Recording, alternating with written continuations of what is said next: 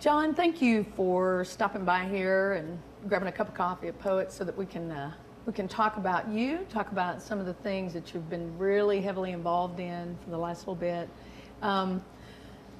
You are a clinical psychologist in private practice. Correct. Here in the Cookeville area and have been for a number of years, but you are also very much involved in with the hospital and with law enforcement. Can you tell us just a little bit about yourself?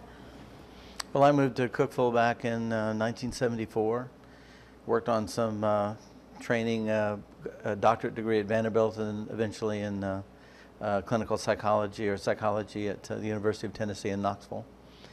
And I got involved in law enforcement in 1999 with an officer with the Cookeville Police Department. Now work as their police psychologist. Been involved in a lot of things with that agency. And I've enjoyed that balance of two careers. Yeah. You know, something that a lot of people may not know is your involvement in a cold case. And a cold case would be something, a case that's never been solved.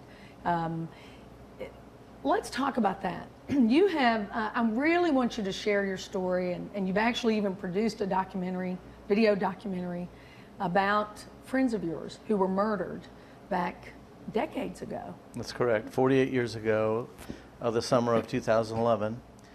I was a sophomore in high school and played football. And there was a fellow who was a senior that year. His name was Robert George Domingos. I knew him as Bobby Domingos. And his girlfriend, his name was Linda Edwards. And they were actually engaged to be married. And Bobby had just turned 18. Linda was 3 days short of turning 18.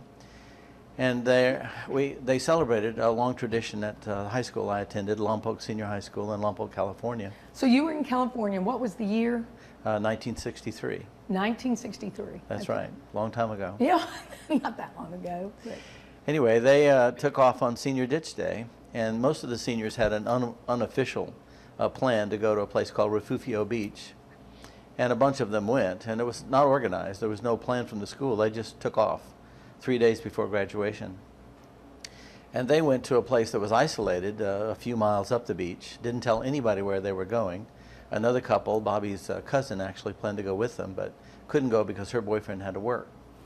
And they drove off to a place and parked on the side of the road, a heavy traveled road, walked down to the beach, and just were never seen from again. And the next morning, Bobby's father, George Domingos was his name, a rancher, very nice man, started looking for them. And that the brother of that cousin helped them find the car. And when they went down to the beach, they took a highway patrolman with them. Paul Schultz was his name, and they found their bodies murdered there.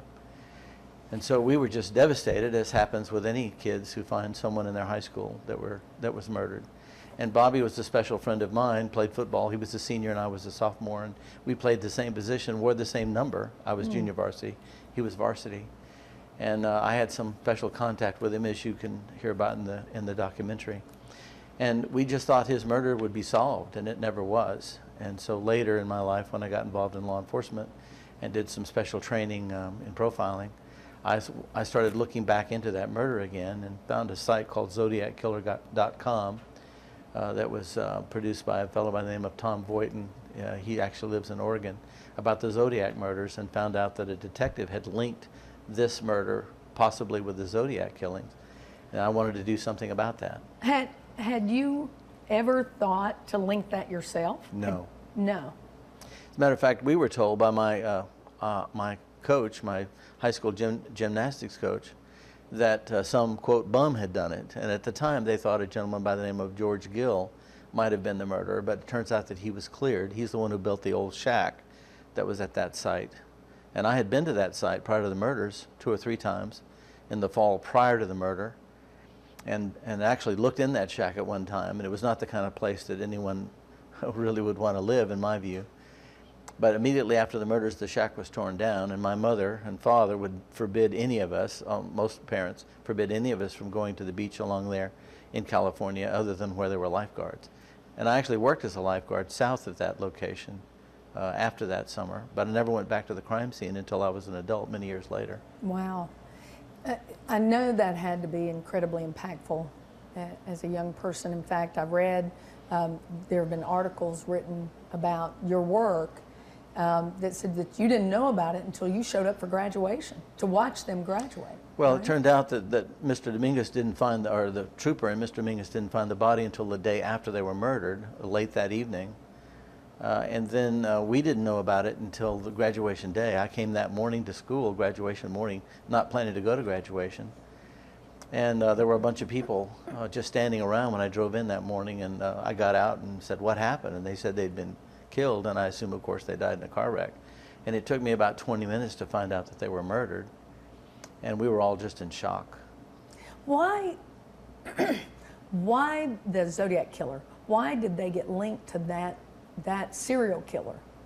Well, there were a number of victims of people that we know were linked to the Zodiac murder because of things that the Zodiac Killer did, and you can find out about that on that site, zodiackiller.com.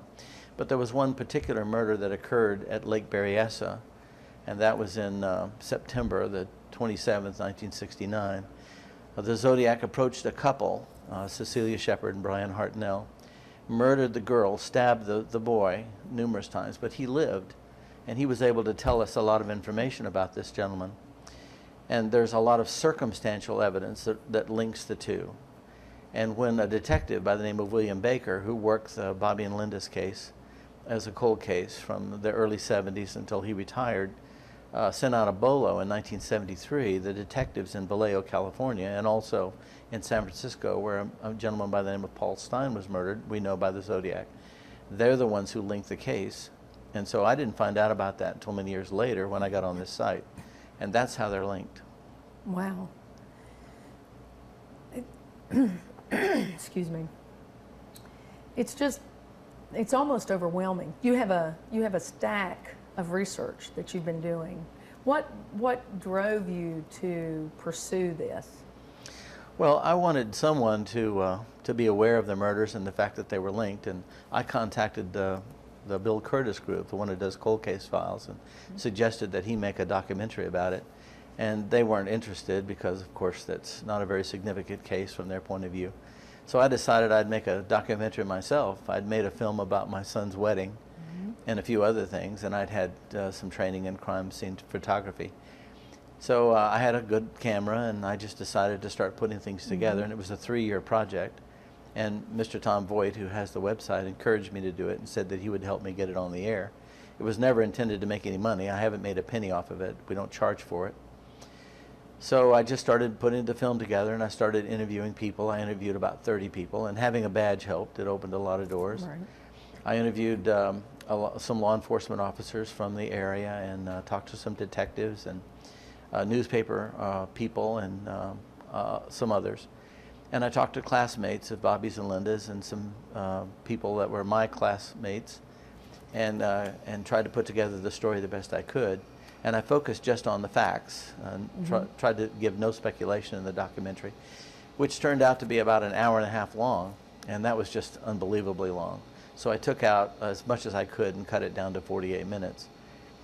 So if you go to the site, zodiackiller.com, you can find it there. It's free for everybody to watch, and it's in 5 9-minute segments. And just focuses basically on the information that I gathered that's factual about the case, shows how it's linked to the Zodiac killings, and asks people to contact the Santa Barbara County Sheriff's Department if they have any leads. And I'm confident that somebody in the California area has some information, and hopefully somebody will see it and make a contact, and we can find out who might have killed this couple. Now, this is a little unique one-on-one opportunity for us, because this is really a work of passion for you, and a work that is very, very close to you, because your mom and Bobby's mom, right? Are still alive. My stepmother and Bobby's mother are both alive, and they have contact with each other. And so it is something I care a great deal about. Of course, I don't like any unsolved crime or murder, but particularly this one is important to me. What is it psychologically that an unsolved crime of any kind, what does that do to somebody? Well, I've worked with a lot of victims of crimes over the years, and I've certainly worked with these folks in my private practice. And there's just kind of a gnawing feeling, and I think probably a lot of viewers today have had something like this happen to them, whether it's their car being broken into or their house being broken into, or someone being raped or murdered. It's a gnawing passion that you have, particularly if the person who commits the crime isn't caught. It's a violation, and even for me, I wasn't a relative of Bobby's, of course, but I knew him. He was a special person to all of us that knew him. He was a very kind person, and Linda as well. I didn't know her as well as I knew Bobby. I only knew her because of Bobby. Both of them signed my annual. It's sitting over there on the desk, and I show some of their signatures in the documentary. The last time I saw them, Bobby was signing my annual and telling me to hang in there with the coach because he thought I was going to be playing next year, and don't let the coach, Coach Leck was his name, give me a bad time. And Linda turned over to her picture, of a powder puff picture, and wrote her name on her shoulder in my annual. And those are very special moments, and those people that have relationships with us that are taken away by someone who's so brutal, and these were brutal murders, that just sticks with you. It's just something that you don't get over easily. Right. And there's nothing I can do about bringing them back, but I certainly would like to identify who did this. Even if that person is dead, we'd like to know who it was.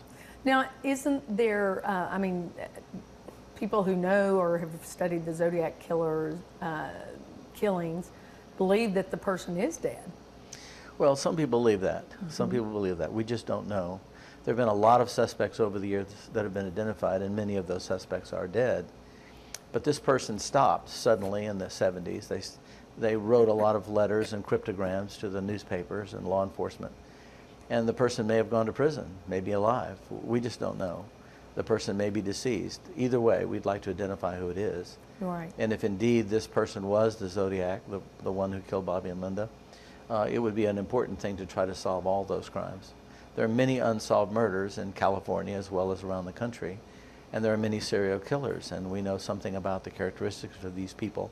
They generally don't stop killing, either until they die or they're caught. Now, there's been a big resurgence this summer recently. Is that because it's the 48th anniversary? You've talked to me earlier just a little bit about some of the news articles that have resurfaced or surfaced. Can you share some of that? Well, I think there's been a resurgence about Bobby and Linda's killing because of the documentary. There were 2 articles in the Santa Barbara papers, the Santa Barbara News Press. Mr. Scott Stapleton, who's the city editor of the paper, put an article in on the 48th anniversary because I did the documentary, and I spoke with him. And they were very helpful in doing research for the documentary. And another editor out there also did an article. But there was also an article in the San Francisco Chronicle that included me because he was doing an article about the resurgence of police officers, both retired and current, who are doing work on the Zodiac murders, and so he included me in his article. That was just because there's a lot of work going on about the Zodiac killings in the country by law enforcement officers who are retired and trying to do something about solving that case. Because they feel like it really still has not been solved. Well, it has not been solved. There's no question about that. Yeah. Tell a little bit about Bobby and Linda's last day that you know about, have read about. This was not it wasn't a murder about burglary. It wasn't even a sexual assault. That's correct. That's one of the things that does link it circumstantially to the Zodiac. What my research showed was they got up that morning, did not attend school at all. At about noon, Bobby left his house, told his dad he was going to the beach, didn't say where. And from what I can find out from talking to people that day, they didn't make a plan about where they were going until Bobby picked Linda up. They left her house. She lived in Lompoc, and he lived to the east of Lompoc on a ranch. And then decided where they were going and drove to this isolated spot where Bobby had been before. They parked their car. It was a Pontiac, older Pontiac, 1962 Pontiac.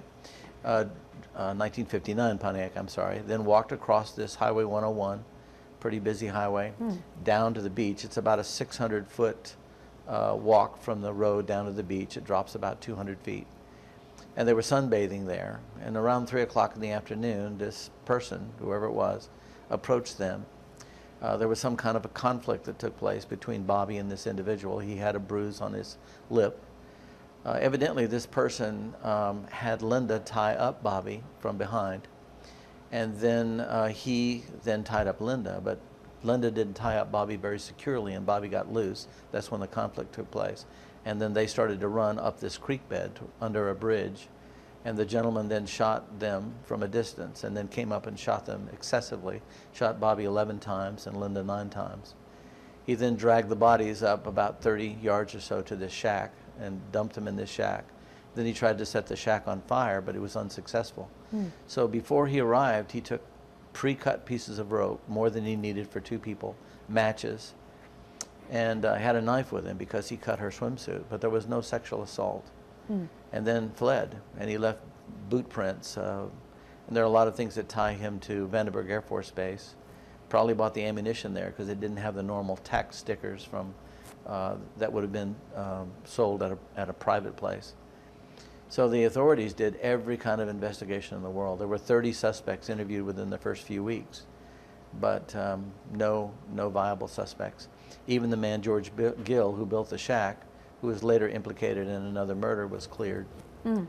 So it just kind of went cold after a few years, and then this Detective Baker in 1972 was assigned to the case, 1970 actually, but he didn't actually get involved in the case thoroughly until about 72. And he worked it very thoroughly until he retired in 1991. And the other murders that you talked about, in particular the one where the young man got away, is it very similar to? There are a lot of similarities in that case. This gentleman wore, the strange thing about the Lake Berryessa case is that the man there, we know him to be the Zodiac, wore a hood. This is what makes it so strange, and one of the most peculiar, one of the murders of the Zodiac case. He approached a couple who also was by water on an island at this Lake Berryessa, which is up north near San Francisco. Approached the couple, and he had a knife and tied the couple up again, had the woman tie the man, only this time, after the woman tied the man, the Zodiac retied the man, almost like he'd learned from the previous experience. The murder was almost exactly the same. And a theory might be, again, speculating, that he was replaying that fantasy that perhaps this man had for a long time. He then had them lie down and stabbed them both repeatedly. Just that Miss Shepard died as a result, and Mr. Hartnell lived. He now is a lawyer in California. Doesn't talk about the case much, but did talk about it quite a bit initially. And he gave a pretty thorough description of the man, only of course he was wearing a hood. Right. He told them he was an escaped criminal and that he was just trying to get a car to escape further. He'd come from a state up north. So that never did check out, but there are a lot of similarities on circumstantial evidence. The pre-cut pieces of rope and that sort of thing. Well, why was he called the Zodiac Killer? He identified himself as the Zodiac and used a symbol that was the symbol of the Zodiac. And he sent some cryptic messages, and one of those cryptic messages has been decoded, actually by a private man and woman, a couple. And some of the others have not, and people have been working on them to try to solve them. So were you 16 when this happened? 16, yes. 16. How do you think this has really impacted your life, impacted your career even? Well, it made me very interested in forensic and law enforcement, and of course when I had an opportunity to become involved with the Cookeville Police Department, I jumped at it, and I had done some work previous to getting involved in law enforcement officially in critical incident stress debriefing and working with officers that had been involved in traumatic events. And that's sort of what opened the door to me getting involved here with the Cookeville Police Department. And I've really enjoyed melding the two together, law enforcement and psychology, and particularly in working with profiling and solving cases and so on. And then it allowed me to use the combination of talents to make this documentary. And you know, having a badge at the time did open a lot of doors for me. So I think it's been a very positive thing. What do you hope will come out, really? I mean, I know you hope that you'll find the identity of who did this. I'm sure is the ultimate. But what else? Well, I think I'd like to promote sites like Tom Boyd's site and others who have sites. There's a woman in California who's working on the Santa Rosa hitchhike murders, women that were murdered and raped in 1972 and 73. An individual who's done a very good job in trying to, the same thing I have, only through a website, and others who are trying to solve unsolved murders. I'd like to see, of course, someone come forward and give evidence to the Santa Barbara County Sheriff's Department to lead to the identification and conviction, if alive, of the person who murdered this couple. But I also think it helps keep the memories alive of people, good quality people like Robert George Domingos and Linda Edwards. They were good people and they deserve to be remembered. I know it's hard on family members to have these things come up, but I think the greater good is to try to find who killed them. Right. What, as someone who may be watching and may have experienced, not necessarily even a murder, but something traumatic that's been unsolved, what can they do? Well, as a psychologist, I would say the important thing is to talk about it. Maybe to find other people who've been through similar experiences. You know, it's like the first thing I did when I went to work in the VA in my internship, the doctor that was in charge of me assigned me to do a quit smoking group. So I walked into this group with 20 men veterans, and I said, okay, we're going to work on quit smoking. So one of the vets said, well, how long have you quit smoking? I said, well, I never smoked. And they all got up and walked out. So, you know, you can't really talk with someone who doesn't have that experience. Right. I think people who've lost someone or have been victims of crime, particularly people who've been personally victimized by assaults or rapes and so on, need to find people who've been there, people who've worked on recovery issues, and talk to other people about it. That helps a great deal. And there are support groups. There's the Sexual Assault Crisis Center in Knoxville, Tennessee, for instance, and there are centers like this around the country. Get on the internet and get in phone books and find places that might be close to them. Or see someone individually, and ministers can be helpful as well. So talk about it. That's critically important, particularly for victims of crime, survivors of crime.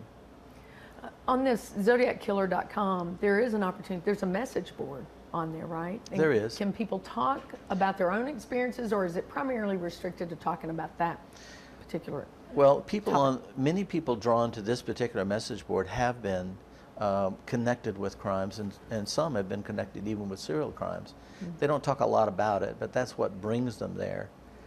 And so I know of 2 or 3 people, one I thanked personally on my documentary, who had some experience with crimes in his own personal life. So it's not a major thing there, but there are other places where you can get on message boards and talk.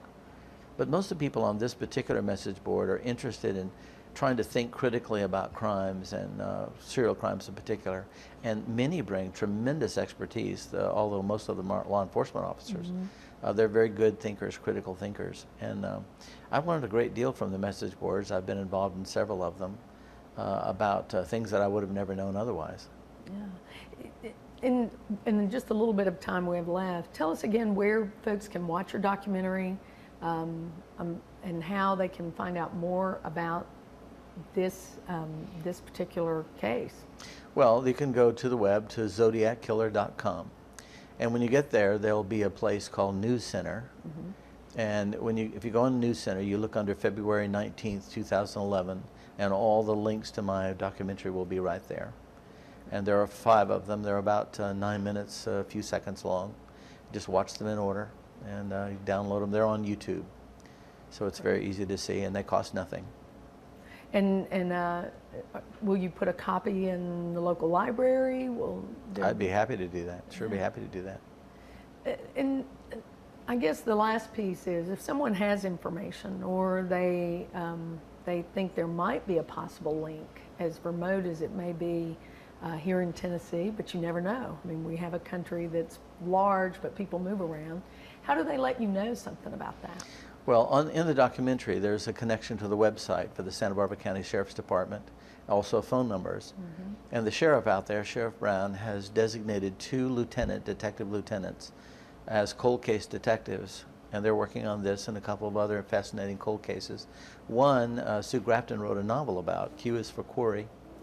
That was a case of a Jane Doe in 1969. But they can contact the Sheriff's Department directly, and it'll give that information on the documentary. Well, this is great. We could talk for hours, because I have so many other things that I would love to talk with you about. I know your experiences have, you've been so helpful on our station to counsel people in moments of difficulty. Any last little bit you want to share with people who are watching? I think people might find this a way to work on other cold cases, to make a documentary or generate a website like Deb Silva has done in California. I think it's a way of making these people, these victims, live again in one way or another, and maybe, particularly in unsolved murders, help the public find, if they do have information, a way to get that information to law enforcement. So I hope maybe we'll start a trend. That sounds great. Thank you, John. Thank you. Great talking with you.